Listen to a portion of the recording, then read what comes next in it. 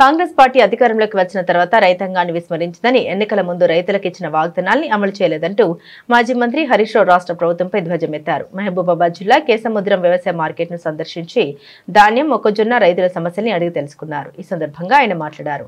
BRS party మార్కెట్ల బాట చేపట్టి ప్రభుత్వాన్ని ప్రశ్నించడంతో రేపటి నుండి పత్తి కొనుగోలు చేపడతామని వ్యవసాయ శాఖ మంత్రి తుమ్మల నాగేశ్వరరావు ప్రకటించారని, రైతుల సమస్యలు ముఖ్యమంత్రికి కనబడటం లేదని, ధాన్యం కొనుగోలులో రైతులకు పెండింగ్ లో ఉన్న బకాయిల్ని విడుదల చేసి ముఖ్యమంత్రి రైతు సమస్యలపై రివ్యూ చేయాలని సూచించారు.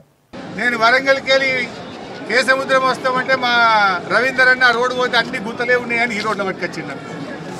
మోసేతిలో గుంతలే అట మొత్తం. అంటే నీ 2 ఏళ్ల పాలనలో కనీసం ఆ రోడ్లను రెన్యువల్ కాదు కదా, తట్టడి మట్టి కూడా వస్తలేవు, ఇంత డాంబర్ కూడా వస్తలేవు పొక్కలల్లో. నీ పాలన గట్లున్నది. అంటే రోడ్డు బాగలేదని రూటు మార్చుకొని రావాల్సిన పరిస్థితి వచ్చిందయ్యా రేవంత్ రెడ్డి. ఇక కోమటిరెడ్డి గారు మాట్లాడితే 60,000 కోట్లతో రోడ్లు చేస్తున్నా అంటాడు. అదే వెంకటరెడ్డి ఏ ఊరికి పోదని చెప్పరాదు.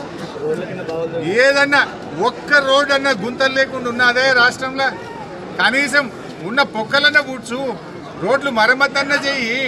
నీ కొత్త రోడ్లు దేవుడెరుగు, నీ 60,000 కోట్ల దేవుడెరుగు. కానీ ఈ తెలంగాణలో ఏ నియోజకవర్గం పోయినా 2 ఏళ్ల నీ పాలనలో ఎక్కడన్నా తట్టెడు డాంబర్ పోసినవా, ఒక్క రోడ్ వేసినవా?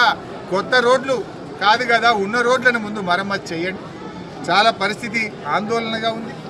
ఆ జేఎన్టీయూ కాలేజ్ కేసీఆర్ గారు శాంక్షన్ ఇచ్చారు. ఇప్పటిదాకా ఇంజనీరింగ్ కాలేజ్ పని స్టార్ట్ అయితే లేదు, దాన్ని పట్టించుకునే పరిస్థితి లేదు. హార్టికల్చర్ డిగ్రీ కాలేజ్ ఇచ్చాం, దానికి ల్యాండ్ లేదని బిల్డింగ్ తరలించడానికి కుట్ర చేస్తూ ఉన్నారు. మల్యాలలో హార్టికల్చర్ కాలేజ్ కట్టాలని ఆనాడు కేసీఆర్ గారు ప్రభుత్వం నిర్ణయించింది.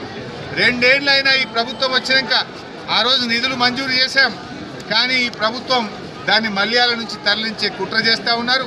మల్యాలలోనే వెంటనే హార్టికల్చర్ కాలేజ్ పనులు ప్రారంభించాలని బీఆర్ఎస్ పార్టీ పక్షాన హెచ్చరిస్తూ ఉన్నాం. అదేవిధంగా మహబూబాబాద్ మున్సిపల్ బిల్డింగ్ మొత్తం అయిపోయింది, జరంత పని ఉంది.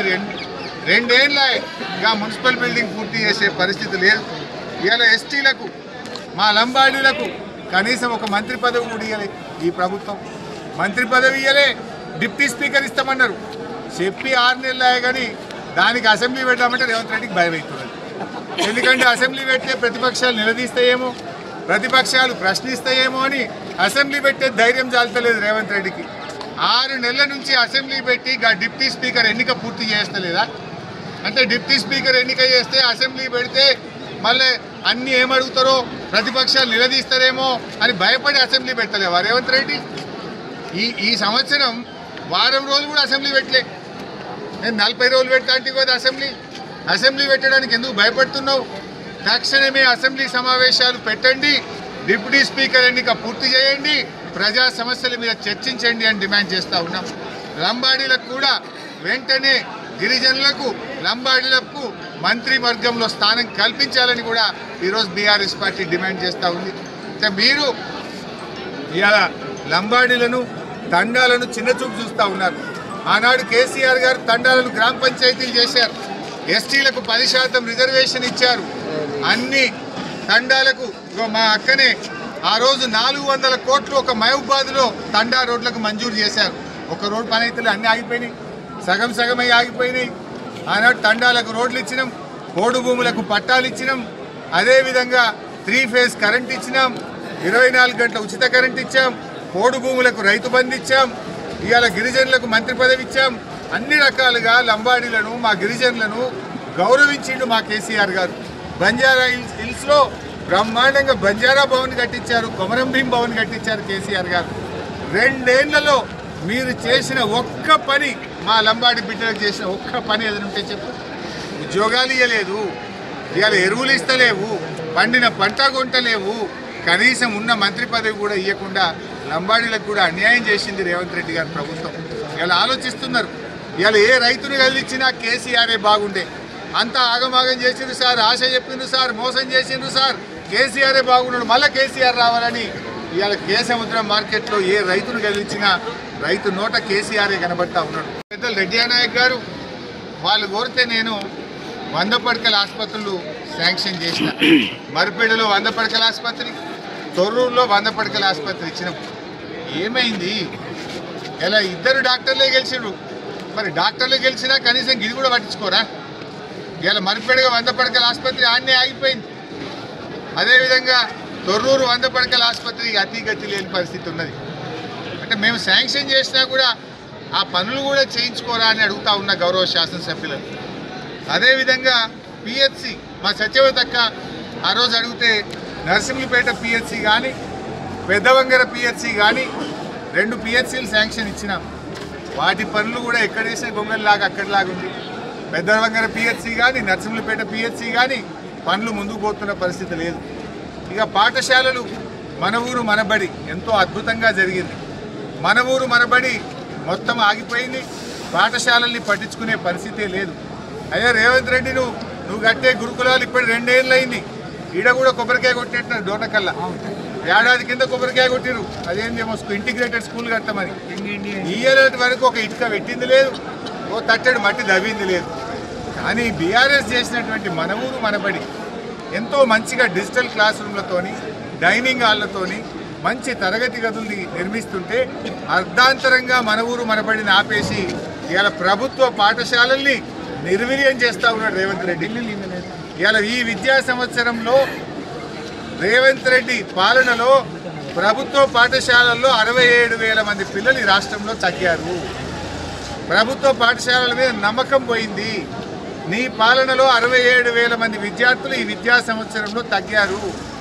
1000కి పైగా పాఠశాలలు రేవంత్ పాలనలో మూతబడ్డాయి.